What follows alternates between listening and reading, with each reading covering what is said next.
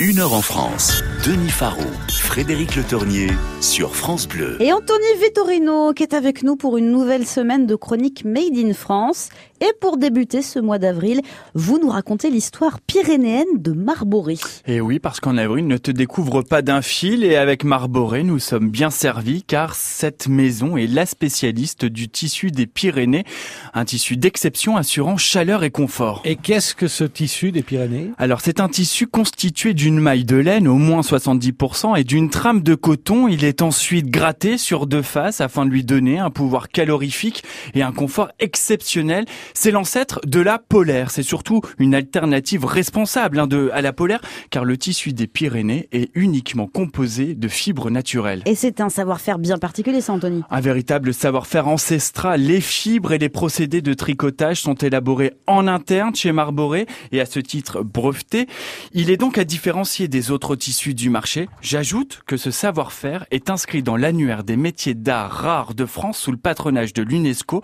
Et depuis 1963, une appellation tissu des Pyrénées vient garantir ces normes de fabrication et de composition. Et à quand remonte cette technique de tricotage ? À 1882, quand un ingénieur du nom de Pierre Comet inventa au sein de l'entreprise Brénac le fameux tissu des Pyrénées. L'entreprise a plusieurs fois changé de nom au fil des années.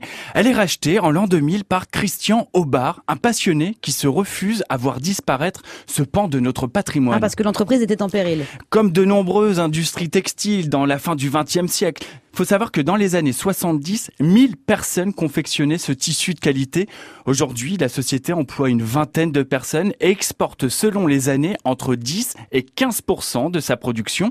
L'entreprise se voit en plus recevoir le label Entreprise du patrimoine vivant et ses gammes sont aussi labellisées Origine France Garantie, le label le plus exigeant en matière de Made in France. Et où est-ce que ça s'exporte le plus ? Eh bien, dans les pays nordiques et scandinaves. Ah bon ? Déjà, parce que ce tissu est chaud et confortable, mais aussi parce que l'entreprise se bat et veut rester dans le coup.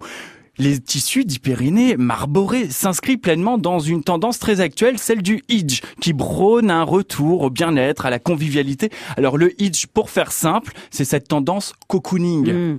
Vous nous donnez bien, des exemples de vêtements en tissu des Pyrénées ? Alors ça peut être par exemple de très confortables robes de chambre, des capes, des manteaux, des plaids, mais un confort qui ne se fait pas au détriment d'une certaine rigueur. Le tissu des Pyrénées a une durée de vie jamais égalée dans l'univers de la mode. Merci beaucoup, Anthony. Votre chronique est retrouvée en podcast sur francebleu.fr. Demain, nous serons à Épinal.